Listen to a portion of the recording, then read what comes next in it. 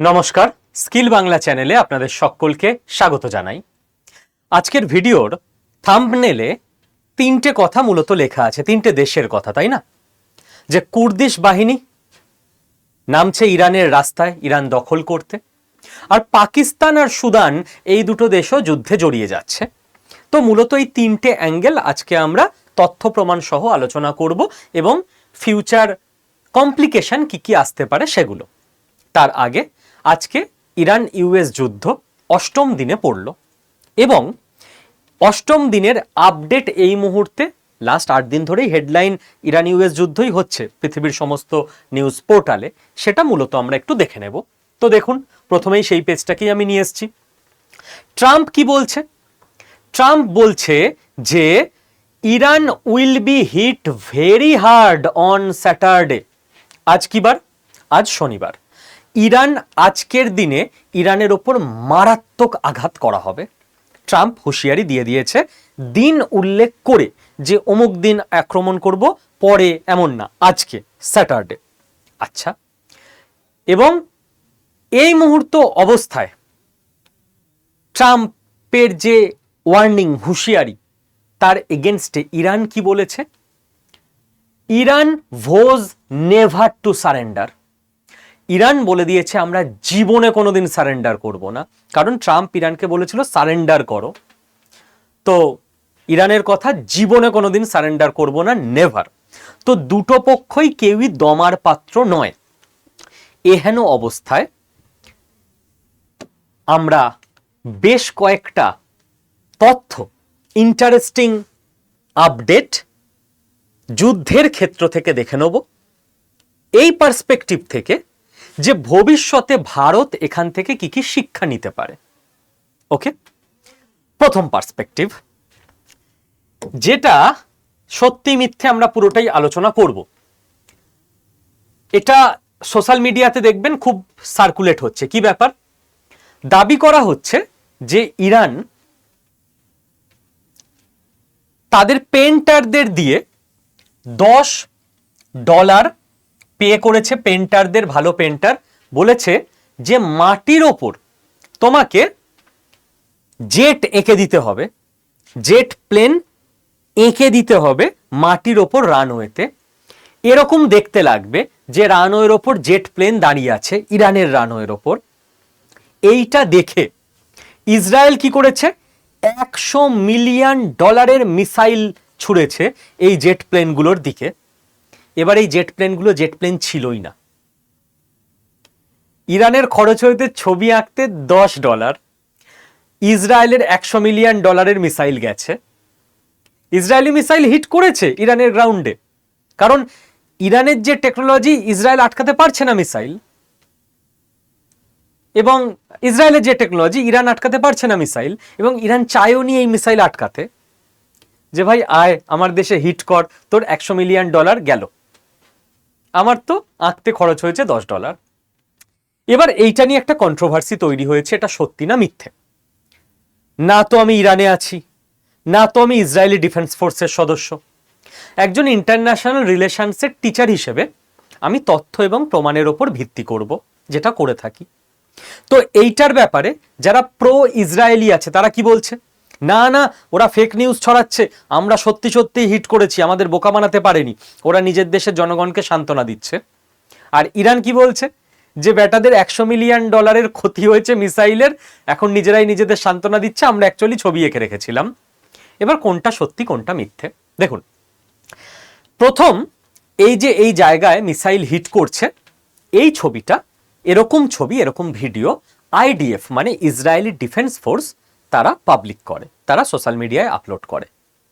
সেই ভিডিওটা দেখেই অনেকের সন্দেহ হয়েছিল যে ভাই এই যে ধ্বংসটা হলো, তারপর এই সামনের জায়গাটা মিসাইলের এই যেমন তেমনই আছে, এটা তো কোনো চেঞ্জ হলো না, মানে একটু এদিক ওদিক ছড়িয়ে ছিটিয়ে যাবে, দুমড়ে মুচড়ে যাবে, কেসটা কি হলো?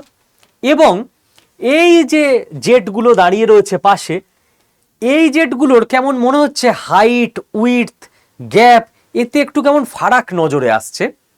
এবার ইসরায়েল তো স্যাটেলাইট ইমেজে দেখছে, স্যাটেলাইট ইমেজে একটা জেট দাঁড়িয়ে থাকলেও এরকম দেখতে লাগবে, ছবি আঁকা থাকলেও এরকমই দেখতে লাগবে, এটাই ট্র্যাপ ইরানের দাবি। তো আইডিএফ এর ভিডিও থেকেই কিন্তু অনেকে কোশ্চেন তুলেছিল। তখন ইরান বলে ইয়েস, আমরা এইভাবে ছবি এঁকে বোকা বানিয়েছি, এটা এআই জেনারেটেড ইমেজ, এইভাবে ছবি এঁকে বোকা বানিয়েছি ইসরায়েলকে। ইসরায়েল তখন আবার বলে যে না না, এগুলো সব ফেক ইনফরমেশন, কোনো ছবি টবি আঁকা নয়, আমরা বোকা হইনি, আমরা সত্যি জেট ধ্বংস করেছি। এর অ্যাকচুয়াল সত্যতা আপনি জীবনে পাবেন না। কি করে পাবেন? কারণ দুটো দেশই এখন নিজের নিজের ইন্টেনশন অনুযায়ী ন্যারেটিভ ছড়াবে। তো আমরা জাস্ট কার্যকারণটা বুঝবো এবং এইভাবেও বোকা বানানো যায়, এটা একটা সম্ভাব্য প্রসেস। যুদ্ধের নীতি হিসেবে আমরা এটাকে নোট করব, যাতে ভারতবর্ষের ডিফেন্সে ভারতবর্ষের ইন্টেলিজেন্স যারা অফিসার তারা অল টাইম চোখ রেখেছে, তারা এই স্ট্র্যাটেজিটাকে নোট করে রাখছে। দ্যাটস ইট, এটুকুই আমাদের ইন্টারেস্ট এখানে। সেকেন্ড ইম্পর্টেন্ট ব্যাপার যেগুলো আপনাদের জানতে হবে সেটা হচ্ছে ডক্টর এস জয়শঙ্করের পোস্ট। আমি জেনারেলি এখানে ওখানে ভুলভাল সোর্সের ওপর ভরসা করি না, আমি একেবারে অথেন্টিক মানুষ যারা আছে তাদের যে প্রোফাইল সেখানে ঢুকে গিয়ে নিজে দেখে আসি। ডক্টর জয়শঙ্কর কি লিখেছেন? হ্যাড আ মানে teleconference with Iranian foreign minister Sayed Abbas Araghchi this afternoon. তাহলে ইরানের যিনি বিদেশমন্ত্রী, যিনি ডক্টর এস জয়শঙ্করের পদে ইরানে আছেন, তার সঙ্গে ওনার একটা টেলিকনফারেন্স হয়েছে। এবার টেলিকনফারেন্সে কি কথা হয়েছে সে তো আবারও আমার জানা সম্ভব নয়, কিন্তু মিসিং ডটগুলোকে কোথাও আমরা কানেক্ট করতে পারি কি দেখুন তো। তারপরই ইরান বলল যে স্ট্রেট অফ হরমুজ বন্ধ থাকবে আমেরিকার জন্য, ইসরায়েলের জন্য, ইউরোপের জন্য এবং ওয়েস্টার্ন অ্যালাইজের জন্য। ভারতের জন্য স্ট্রেট অফ হরমুজ খুলে দেওয়া হচ্ছে, যেটা আগে কেবল রাশিয়া আর চীনের জন্যই খোলা ছিল। এবং আমাদের বিদেশ সচিব বিক্রম মিশ্রি তিনি গিয়ে আয়াতুল্লাহ খামেনেইয়ের মৃত্যুর পর একটা বই আছে কন্ডোলেন্সের বুক, যে আমরাও সমবেদনা জানাচ্ছি, ওখানে গিয়ে সই করেও চলে আসেন। ওকে, এই ঘটনা মিসিং ডট দুটো কানেক্ট করতে পারছেন? ইনি টেলিকনফারেন্সে আর এনার অ্যাসিস্ট্যান্ট সামনাসামনি গিয়ে ঠিক বুঝিয়ে এসছে হয়তো যে ভাই আমাদের সঙ্গে তো কোনো ইস্যু নেই, তোমাদের মারামারি, আমরা ফুল একদম ঠিক আছে, কোনো দরকার হলে বলবে আমরা আছি, এই যুদ্ধের মধ্যে আমরা ঢুকছি না, ওষুধপত্র অন্য কোনো এড আমরা এখনো আছি, পরেও আছি, তোমাদের সঙ্গে কত পুরনো রিলেশন আমাদের। এবার যারা জিওপলিটিক্স বোঝেন না, যারা পুরোটাকেই আবেগে চালান, তারা কি বলবেন? এ বাবা, এই তো ভারত প্রো ইসরায়েল হচ্ছিল, আবার ভারত ইরানের দলে চলে গেল, না না না, এ বাবা ভারত মাথা ঝুঁকিয়ে ফেললো। তারা তাহলে বিদেশ নীতিটাই বোঝেন না কি জিনিস। এটা ছোটবেলায় আমি করতাম। ছোটবেলায় আমার মনে হতো যে ভারতবর্ষ পাকিস্তানের ওপর কেন সব পরমাণু বোমা আজকেই ফেলে আসছে না। ভারতের প্রধানমন্ত্রী সেই সময় যারা ছিলেন তারা বোধহয় খুব ভীতু। পরে বুঝেছি যুদ্ধ ভাবে চলে না, বড় হতে হয়, ম্যাচিওর হতে হয় এর জন্য। তো ছোটবেলায় আমি যখন ক্রিকেট খেলতাম তখন ভাবতাম যে যত গাঁতিয়ে বল করতে পারে জোরে সে তত সেরা বোলার, শক্তি। যে যত জোরে মারতে পারে সে তত সেরা ব্যাটসম্যান, শক্তি। ওই ওয়েস্ট ইন্ডিজের ব্যাটসম্যানদের মতো গাঁতিয়ে গাঁতিয়ে মারতে হবে আর ছুঁড়ে ছুঁড়ে বল করতে হবে। পরে বড় হয়ে কি বুঝতে পেরেছি, না, একটা বল যখন পড়লো সেটাকে কিভাবে কাটিয়ে কোথা দিয়ে চার করে দেওয়া যায় এটা বুদ্ধি।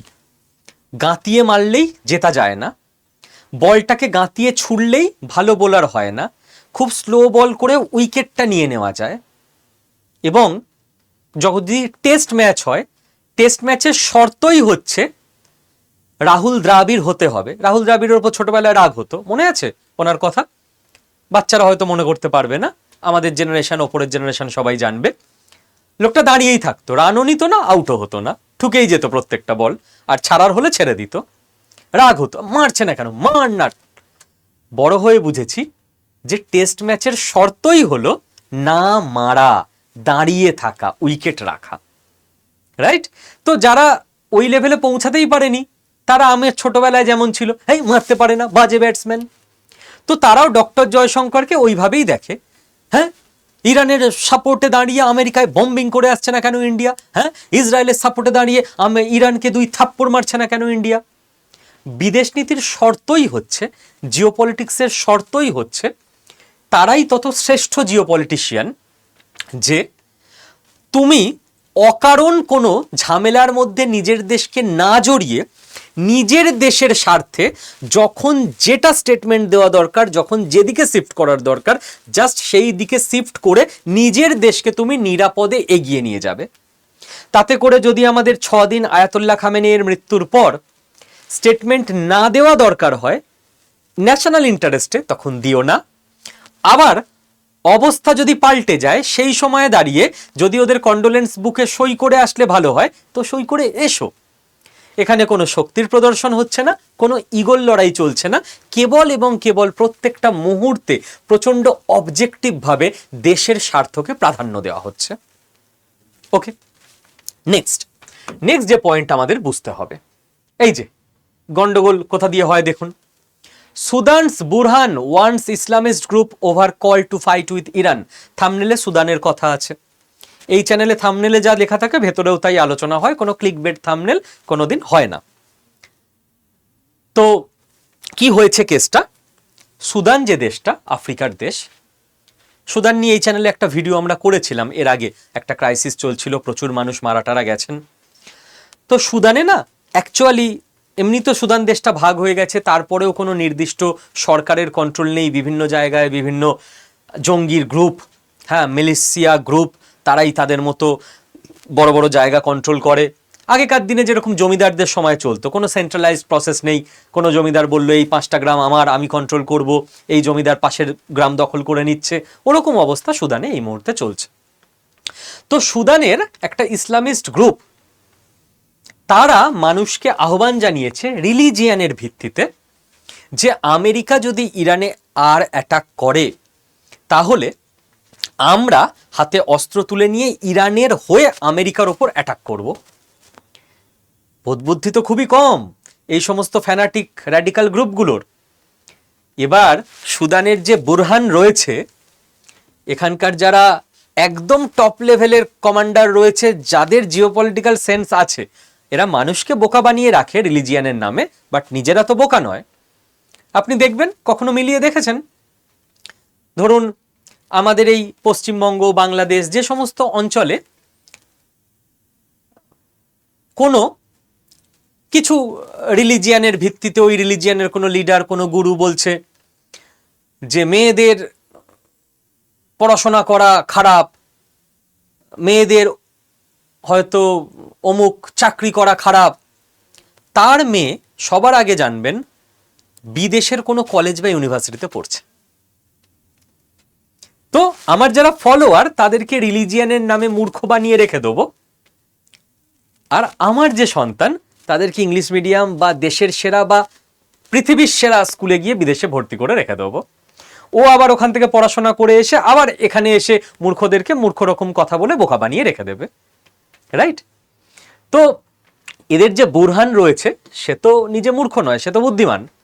সে দেখেছে ভাই আমেরিকার এগেনস্টে অস্ত্র তুললে আমেরিকা কার্পেট বম্বিং করে দিয়ে যাবে, এবং আমি আমার ফলোয়ারদের বলি বটে যে আমরা ইমান দিয়ে জিতে যাবো, আমাদের টেকনোলজি লাগে না, বাট জিততে গেলে তো টেকনোলজিই লাগে। ফলোয়ারদের নয় বোকা বানিয়ে রেখে দিই, তো আমেরিকা তো কার্পেট বম্বিং করে মেরে দিয়ে যাবে। তো এর তখন টনক নড়ে গেছে যে ভাই এ তো গন্ডগোল হয়ে যাচ্ছে। তো বুরহান তখন ওয়ার্নিং দিয়ে দিয়েছে যে ভাই কোনো গ্রুপ একদম চুপচাপ বসে থাকো, যদি ইরানের যুদ্ধে যেতে গেছো তাহলে ইরানে গিয়ে তুমি আমেরিকাকে কি মারবে, তার আগে দেশেই আমরা তোমায় মারবো। তো এবার নিজের দেশের মধ্যে মারামারি চলছে যে ইসলামের সমর্থনে ইরানে ওদের দেশের কিছু গ্রুপ লড়াই করতে যেতে চাইছে, আর যারা বোধবুদ্ধি রাখে তারা বলছে গেলেই আমরাই পেটাবো আগে তোকে এখানে। ওকে, তো এই হলো সুদানের অবস্থা। সুদান ব্যাখ্যা করে দিলাম, আশা করি বুঝতে পারলেন।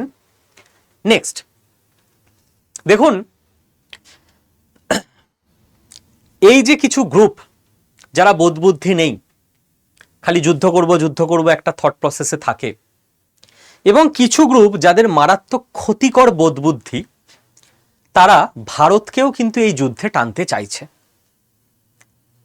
ভারতের কাজ কি? ভারত তখনই সাকসেসফুল হবে যদি এই যুদ্ধে না জড়িয়ে একদম মাঝখান দিয়ে নিরপেক্ষভাবে বেরোতে পারে, দুদিক থেকেই সাপোর্ট নিয়ে, যে ইরান থেকেও সাপোর্ট নেবো, ইসরায়েল থেকেও সাপোর্ট নেবো, রাশিয়া থেকেও তেল নেবো, আমেরিকা থেকেও এফটিএ নেবো, ইন্ডিয়ার ন্যাশনাল ইন্টারেস্ট সবার ওপরে থাকবে। দ্যাটস ইট, আমাদের জন্য এটাই ম্যাটার করে, অন্য কিছু নয়। এবার ডিপ স্টেট আমি যে বলি, ডিপ স্টেটের ষড়যন্ত্র কত গভীর হয় দেখুন। আমেরিকা ইরানের একটা ওয়ারশিপকে টর্পেডো মেরে ধ্বংস করলো। কোথায় ধ্বংস করলো? ধ্বংস করলো শ্রীলঙ্কার উপকূলে। আমেরিকা খুব একটা মেপে জুপে ক্যালকুলেট করে কাজ করেছে। এই যে ওয়ারশিপটাকে ধ্বংস করেছে না, এই ওয়ারশিপটা ছিল ইন্টারন্যাশনাল ওয়াটারে।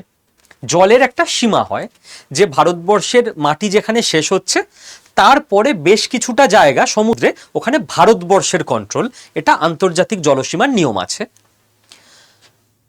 তো যেই জায়গায় কোনো দেশের কন্ট্রোল নেই, সমস্ত দেশ থেকেই যে জায়গাটা অনেকটা দূরে, সেটাকে বলা হয় ইন্টারন্যাশনাল ওয়াটার। তো আমেরিকা যদি ভারতের জলসীমায় বা শ্রীলঙ্কার জলসীমায় ওই ওয়ারশিপটাকে অ্যাটাক করত, তাহলে ভারত এবং শ্রীলঙ্কা অটোমেটিক এই যুদ্ধের মধ্যে খানিকটা ঢুকে যেতে বাধ্য হতো। তো আমেরিকা সেদিক থেকে ল বাঁচিয়ে কাজ করেছে। ওরা ওয়েট করেছে যে জাহাজটা আন্তর্জাতিক জলসীমায় যেই যাবে তখন টর্পেডো মারবো, না হলে শ্রীলঙ্কা আর ইন্ডিয়াকে বিপদে ফেলা হবে। তো লিগালি তো ঠিক কাজ করেছে, তোদের ঝামেলা তোরা মেটা, ইন্টারন্যাশনাল মঞ্চে মেটা।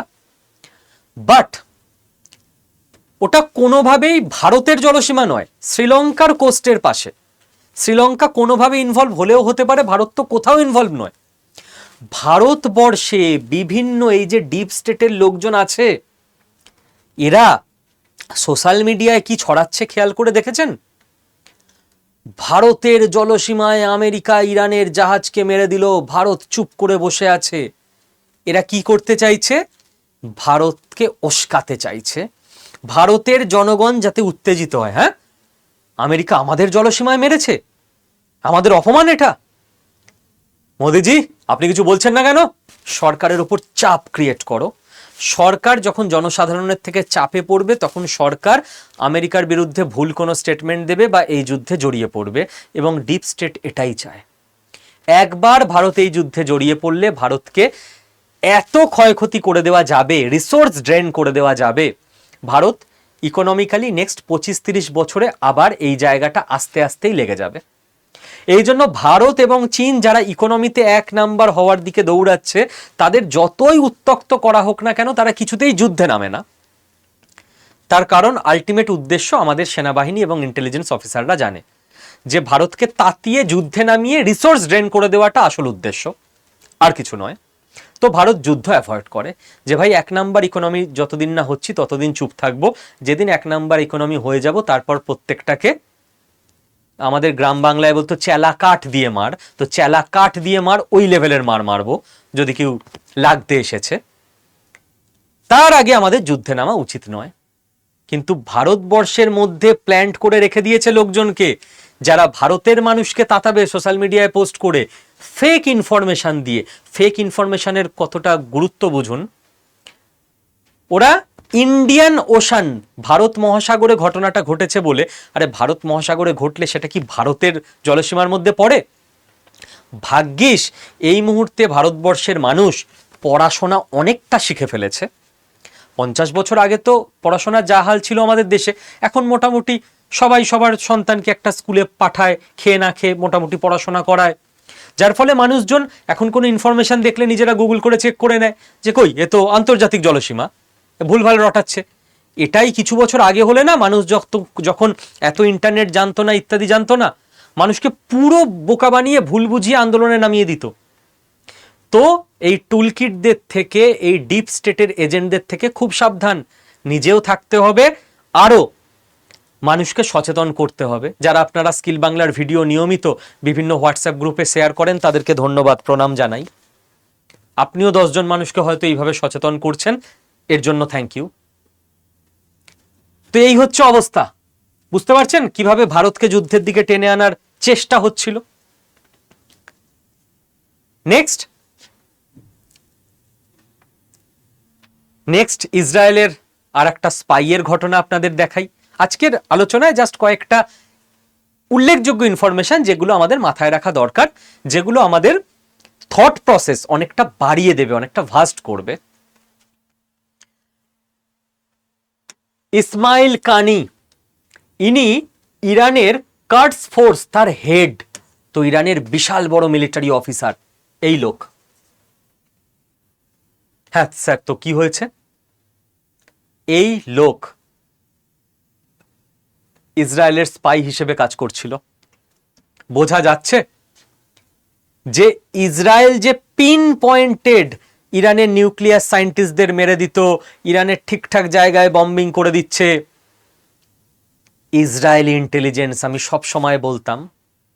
এবার আমি যেটা বলছি যদি ভুল মনে হয় গুগল করে চেক করে নিন। আমি একজন টিচার হিসেবে কেন ভুল কথা বলবো? আমি তো নিউজ অ্যাঙ্কার নই যে টিআরপি বাড়ানোর জন্য ভুল কথা বলবো।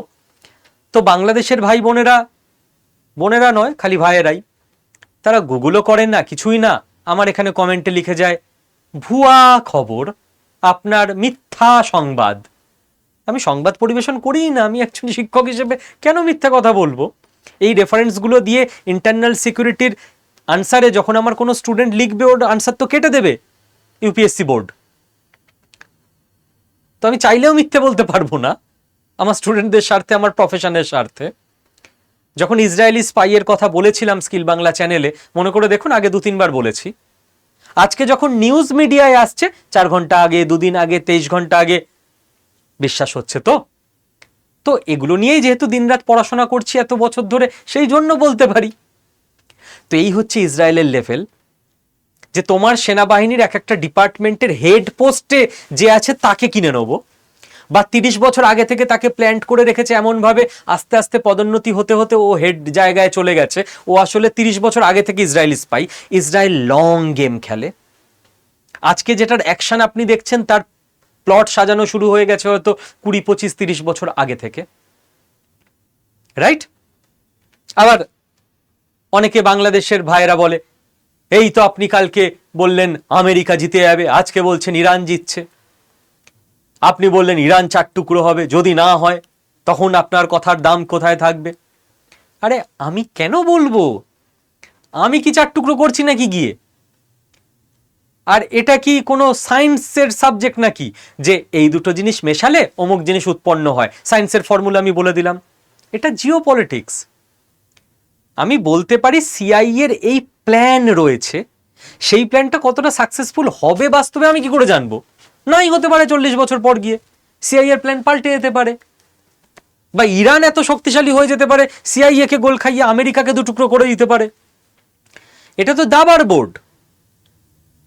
এই চালটা দিচ্ছে, তার মানেই যে এ জিতে যাবে এমন তো নয়, উল্টো দিকের লোকটাও তো চালটা দেবে না। আপনি কেন তাহলে আমেরিকা ইসরায়েল জিতে যাবে এই সম্ভাবনার কথা বলেন? কারণ আমার কমন সেন্স আছে। আপনি যদি বলেন গরুর গাড়ি আর প্লেনের মধ্যে কে দ্রুত যাবে, আমি বলবো প্লেন। এবার হতেই পারে কোনো একদিন ওই প্লেনটার ইঞ্জিন খারাপ হয়ে গেছে, গরুর গাড়ি আগে চলে গেছে, সেটা তো কোটিতে একবারই হতে পারে। বাকি তো প্রত্যেকবার প্লেনই আগে যাবে না। কি করে জানলেন বাংলাদেশের গরুর গাড়ি যেতে পারবে না ভারতের প্লেনের আগে? আরে কমন সেন্স। গরুর গাড়ি নিয়ে কি করে আপনি টেকনোলজিকে বিট করবেন? তো তার জন্য আপনাদের টেকনোলজি শিখতে হবে, আপডেটেড হতে হবে। কিন্তু গরুর গাড়ি দিয়েই জিতে যাবো আমরা, ওইসব ঠাকুমার ঝুলির গল্পে বিশ্বাস করলে হয় 2026 সালে এসে? Wake up to reality bro, পড়াশোনা করুন। এবার নেক্সট আর একটা তথ্য, এবং এটা থেকেও আমি একটা প্রেডিকশন করব। আমি কি করে জানবো সেটা হবেই কি হবে না? প্রেডিকশন, লজিক্যাল প্রেডিকশন, যেটুকু এতদিনকার পড়াশোনা রয়েছে তার উপর। ইসরায়েলের foreign ministry, foreign affairs ministry, আমি কোত্থেকে নিউজ ফলো করি ডিকোড করার জন্য সবসময় আপনাদের দেখিয়ে দিই, কোনো ভুলভাল সোর্স থেকে নয়। এরা একটা ছবি শেয়ার করেছে, ছবিটা সাংঘাতিক ভুল কিছু বার্তা দিচ্ছে। আবার বলছি কেন, আমি বুঝিয়ে দিচ্ছি। ছবিতে দেখাচ্ছে আমেরিকা, ইসরায়েল এবং ইরান নেগোসিয়েট করছে, আলাপ আলোচনা করছে, যে নেগোসিয়েশন চলছিল 2-3 সপ্তাহ ধরে। আর সেই সময় ইরান তার নিউক্লিয়ার সায়েন্টিস্টরা ব্যালিস্টিক মিসাইল, এই সমস্ত কিছু মাটির নিচে আন্ডারগ্রাউন্ডে লুকিয়ে ফেলছে। ইসরায়েল কি বলছে? ইসরায়েল বলছে যে ইরান প্ল্যান করেছিল যে ফেক নেগোসিয়েশন, ওরাও জানতো ওরা নেগোসিয়েট করবে না ইসরায়েল আমেরিকার সঙ্গে, ফেক নেগোসিয়েশন করে মিটিং করতে করতে কিছু টাইম নিয়ে নিতে, ওই টাইমের মধ্যে ওরা ওদের নিউক্লিয়ার উইপেনগুলো আন্ডারগ্রাউন্ডে পাঠিয়ে দেবে, যাতে ফুল ইমিউনিটি পাওয়া যায়, যাতে আমেরিকা ওইগুলোর ওপর অ্যাটাক করে ধ্বংস না করতে পারে। মাটির নিচে ওরা নিউক্লিয়ার অস্ত্রগুলোকে সেট করে লুকিয়ে ফেলেছে। তারপর বলেছে না না আমরা ডিল মানবো না।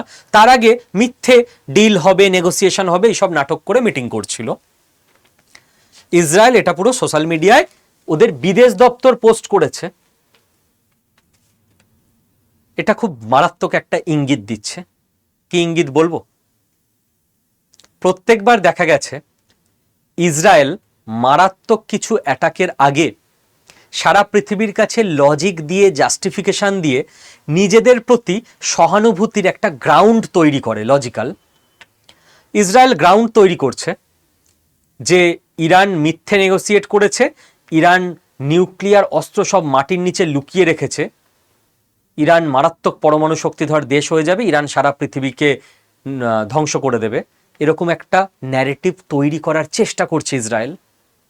এবং এই ন্যারেটিভ কয়েকদিনের মধ্যে যেই প্রতিষ্ঠা হয়ে যাবে না সারা পৃথিবীতে, 5, 6, 7 দিনের মধ্যে হতে পারে ইসরায়েল বাংকার বাস্টার ইউজ করবে ইরানে। ইসরায়েল এবং আমেরিকা যদি বাংকার বাস্টার ইউজ করে, বাংকার বাস্টার এমন সাংঘাতিক একটা বোম যেটা মাটির ওপরে পড়লে এমন বিস্ফোরণ হবে, এমন গর্ত হবে, মাটির নিচে 60 ফুট নিচ অব্দি সবকিছু ধ্বংস করে দেবে। তো ইসরায়েল এই জন্যই পৃথিবীকে জানাচ্ছে যে ইরানের অস্ত্র মাটির নিচে আছে, কারণ ইসরায়েল আমেরিকা হয়তো প্ল্যান করছে ইরানের নির্দিষ্ট কিছু সাইটে এবার বাংকার বাস্টার ফেলার, যাতে একদম মাটির নিচ থেকে সব ধ্বংস হয়ে ফেটে বেরোয়। সেই ক্ষমতা সম্পন্ন বোম আমেরিকা ইসরায়েলের কাছে রয়েছে, যার নাম বাংকার বাস্টার। ইন্ডিকেশন তো এটাই পাওয়া যাচ্ছে। নেক্সট, তাহলে সুদানের কথা বলেছি, পাকিস্তানের কথা লেখা আছে থাম্বনেলে। পাকিস্তানের ব্যাপারটা দেখিয়ে দিই। আমি যেটা বললাম, আমি তো ভুলভাল সোর্স থেকে বিশ্বাস করি না, এক্স্যাক্ট মানুষগুলোর প্রোফাইল আমি ফলো করি। খালিদ বিন সালমান কি লিখছেন? উনি লিখছেন যে পাকিস্তানের chief of army staff Asim মুনিরের সঙ্গে মিটিং হলো, এই যে ফিল্ড মার্শাল আসিম মুনিরের সঙ্গে মিটিংয়ে কি আলোচনা হলো? ইরানিয়ান অ্যাটাক, এই যে আমাদের রাজত্বে, কিংডমের ওপর, ইউএই এরা তো কিংডম মনে করে রাজত্ব এখনো, এদের তো ডেমোক্রেটিক সিস্টেম নয়, এই যে ইরানের অ্যাটাক হলো সেটা নিয়ে। And the measures needed to halt them, এবার আমরা কি পাল্টা রিয়াকশন দেব ওদেরকে থামানোর জন্য। Within the framework of our joint strategic defence agreement, আমাদের যে ডিফেন্স এগ্রিমেন্ট হয়েছে পাকিস্তান ইউএইর, সৌদি আরবের, পাকিস্তান সৌদি আরবের যে ডিফেন্স এগ্রিমেন্ট হয়েছে তার উপর ভিত্তি করে, যেটা দুদিন আগে থেকেই আমরা আলোচনা করছিলাম যে পাকিস্তান বাজে ফেসে গেছে। ভেবেছিল ভারত অ্যাটাক করলে সৌদি হেল্প করতে আসবে, একবারও ভাবেনি যে সৌদির ওপর আবার অ্যাটাক হতে পারে। সৌদিকে কে অ্যাটাক করবে? সৌদির ওপরে অ্যাটাক হলে যে পাকিস্তানকে যেতে হবে ওই অ্যাটাক সামলাতে, ভুল করেও এরা ভাবেনি, এবার ফেসে গেছে। এইবার তো কি হবে? পাকিস্তানের সেনাপ্রধান ফিল্ড মার্শাল সেনা পাঠাবে সৌদি আরবের পক্ষ থেকে ইরানের ওপর অ্যাটাক করার জন্য, এবং পাকিস্তানের সাধারণ মানুষ ইরানের সমর্থনে আমেরিকার দূতাবাসে অ্যাটাক করছে। এটা পাকিস্তানেই সম্ভব ভাই। এই জন্য পড়াশোনা খুব জরুরি। আপনার দেশের জনগণ মূর্খ হয়ে থাকলে এটাই হবে, ঠিক আছে? ওরা একটা ইসলামিক সেন্টিমেন্টে বাঁচে, ইসলামিক ব্রাদারহুড, কিন্তু ওদের দেশের যারা নেতা তারা তো শিক্ষিত, জনগণকে অশিক্ষিত করে রেখে দেয়। তারা তো বিদেশে গিয়ে পড়ে আসে, জনগণকে বলে বিদেশে পড়া হারাম। তারা তো জানে ভাই ইসলামিক ব্রাদারহুড বলে কিছু হয় না। সৌদি আরব আলাদা গ্রুপে, ইরান আলাদা গ্রুপে, ইকোনমির খেলা চলে, ইউএস ভার্সেস ইরান চলছে। তো গোটা মিডল ইস্টের প্রচুর দেশ ইরানের এগেনস্টে, কোথায় ইসলামিক ব্রাদারহুড? পাবলিককে তো বোকা বানিয়ে রেখে দিয়েছি। আসলে তো জিওপলিটিক্যাল কন্ডিশন বুঝে আমাদের স্ট্যান্ড পয়েন্ট নিতে হবে, রিলিজিয়াস কন্ডিশনের স্ট্যান্ড পয়েন্ট হয় না। তো পাকিস্তান মারাত্মকভাবেই ফেঁসেছে। তো সুদান এদিকে বলছে যুদ্ধে জয়েন করবে, ওদিকে সুদানের মিলিটারি বলছে যুদ্ধে যাওয়ার আগে আমরা তোদের মারবো, যে গ্রুপ যুদ্ধে যেতে চাইছে। পাকিস্তানের পাবলিক বলছে ইরানের এগেনস্টে গেলেই সরকারকে পেটাবো আমরা। সরকার ইরানের এগেনস্টে অ্যাটাক করার জন্য সৌদির সঙ্গে মিটিং শুরু করে দিয়েছে। লাস্ট থাম্বনেইলে লেখা ছিল কুর্দিশদের নিয়ে, যেটা কয়েকদিন আগে থেকেই আমরা আলোচনা করছিলাম। 2 ঘন্টা আগের আর্টিকেল দেখুন। Iranian Kurd leader in Iraq says ground operation into Iran highly likely. ইরানে গ্রাউন্ড অপারেশন শুরু হয়ে যাবে, কুর্দিশ লিডার বলে দিয়েছে। কালকে আমরা আলোচনা করছিলাম। জিবিসি কি বলছে? We have been preparing why the boots on the ground in Iran could be Kurdish. ইরানের মাটিতে যে বুট এবার পড়বে সেটা আমেরিকান নয়, কুর্দিশ বুট, মানে কুর্দিশ সেনার পা পড়বে। এবং এই কুর্দিশদের মধ্যে ইরানের লোকও আছে যারা বর্ডার এরিয়ায় থাকে। গৃহযুদ্ধ, নিজের দেশের লোকই নিজের দেশের আর্মির উপর অ্যাটাক করবে। উই হ্যাভ বিন প্রিপেয়ারিং, আমরা রেডি হচ্ছি, কুর্দিশরা বলে দিয়েছে। দেখুন, the battle hardened Kurdish fighters ready to put boots on ground in Iran. এরা ready. Israel backing Iranian Kurdish plans to seize Iran border areas. ইরানের বর্ডার এরিয়া দখল করে নেওয়ার প্ল্যান করছে কুর্দিশরা। ওকে, তো এই মুহূর্তে অবস্থা কিন্তু মোটেই ভালোর দিকে যাচ্ছে না, বরং ক্রমশ জটিল থেকে জটিলতর হচ্ছে। আর এহেন অবস্থায় ভারতের কি করা উচিত? একটাই কাজ, নিজের ডিফেন্সকে আরো স্ট্রংগেস্ট করা। তার জন্য আমাদের ম্যান পাওয়ারও বাড়াতে হবে আর টেকনোলজিও নিতে হবে। কারণ আমরা তীর ধনুক দিয়ে যুদ্ধ করতে পারবো না। বাংলাদেশে যারা ভাবে ওরা ভেবে নিক, বাঁশ নিয়ে লড়াই করবে, ফারাক্কার উল্টো দিকে টারাক্কা ব্যারেজ বানাবে, ওরা স্বপ্নে জিতে যাবে, সোশ্যাল মিডিয়ার কমেন্টে জিতে যাবে। আমাদের বাস্তবে জিততে হবে না। আমরা বাস্তবে পাকিস্তানকে কেটে 2 টুকরো করে দিয়েছি। পূর্ব পাকিস্তান, পশ্চিম পাকিস্তান আলাদা, এখন বাংলাদেশ নতুন দেশ।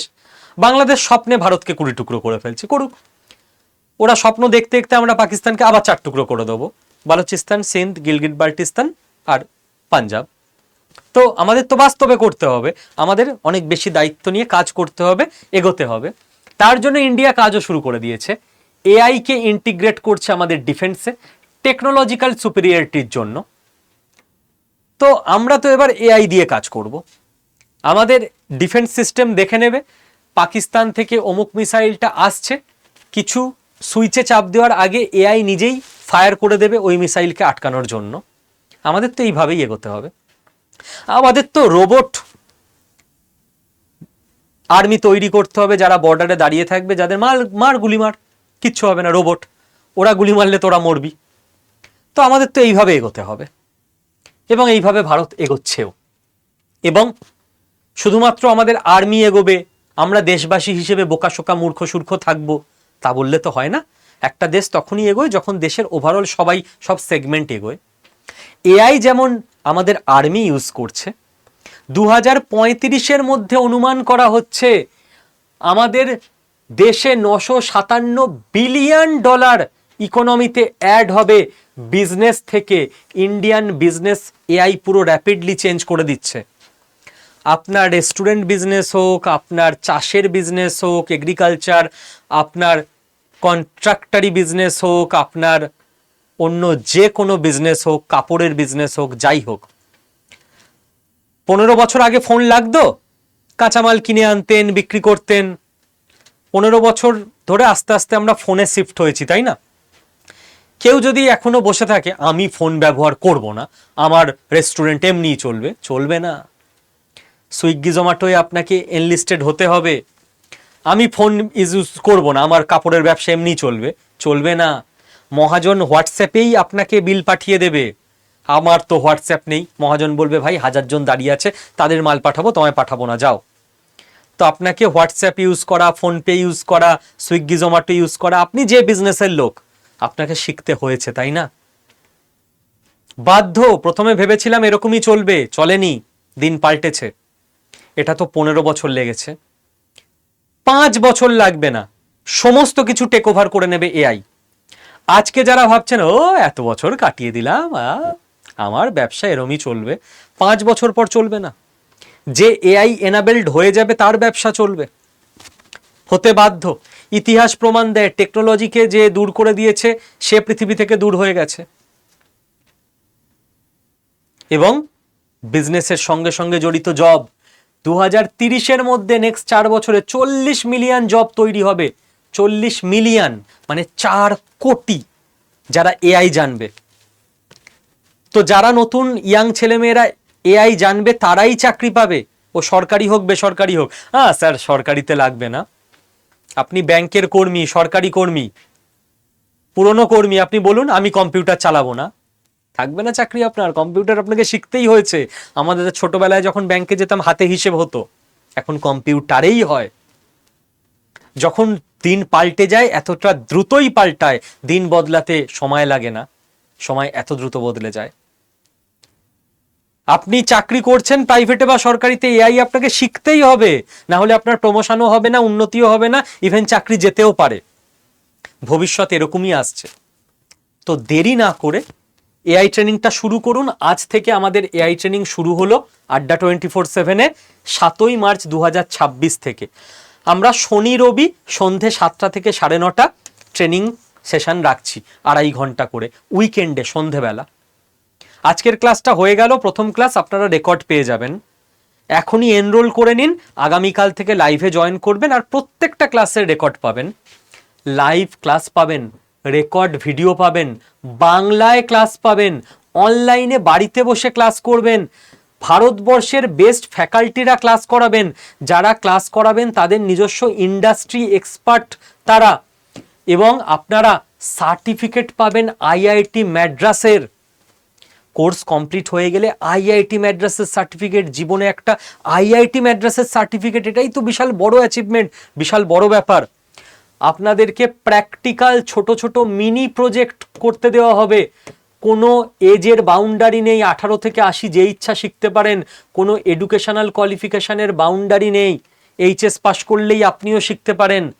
বেসিক লেভেল থেকে শেখানো হচ্ছে, এবং সারা ভারতবর্ষে যে লেভেলের ফিজ এআই শেখার জন্য, বোধহয় আপনারাই বলবেন স্কিল বাংলা আড্ডা 24/7-এ সব থেকে অ্যাফোর্ডেবল, সব থেকে কম ফিজে আপনাদের শেখানো হয়। তার কারণ একটা, যেহেতু আমাদের স্টুডেন্ট বেস প্রচুর, তো আমরা কম ফিজ নিলেও আলটিমেটলি প্রচুর স্টুডেন্ট ভর্তি হয় বলে আমাদের চলে যায়। তো আর দেরি করবেন না, সুযোগ হাতছাড়া হলে না, জীবনে এক একটা ডিসিশনই জীবন বদলে দেয় অ্যাকচুয়ালি, পরে হাত কামড়ানো ছাড়া উপায় থাকবে না। তো আমি বলবো যে যখনই ভিডিওটা দেখছেন, রাত হলেও চিন্তা নেই, আমার টিম অ্যাক্টিভ থাকে। এটা আমার টিমের ফোন নাম্বার 9650634247। এই নাম্বারে আমার টিমকে কল করুন, হোয়াটসঅ্যাপ নয়, কল 9650634247, যে আমি এআই ব্যাচে এনরোল করতে চাই, কিভাবে ভর্তি হব, কত টাকা লাগবে, ওরা কিছু ডিসকাউন্টও করে দেবে আপনার স্পেশাল। ওকে, আরও আপনার মনে কিছু জিজ্ঞাসা থাকলে জিজ্ঞাসা করে এনরোলটা করে নিন। স্কিল বাংলার দায়িত্ব পালন করে যাবে, কেবল মানুষকে ইনফর্মড করা তাই নয়, তার সঙ্গে তাকে তার স্কিল লেভেল চেঞ্জ করা, ইমপ্রুভ করা, সেটাও আমাদের দায়িত্ব, এবং আমরা নন স্টপ করে যাব। আপনার সিদ্ধান্ত, আপনি সুযোগটাকে গ্র্যাব করবেন কি করবেন না। অল দ্য বেস্ট, ভালো থাকবেন।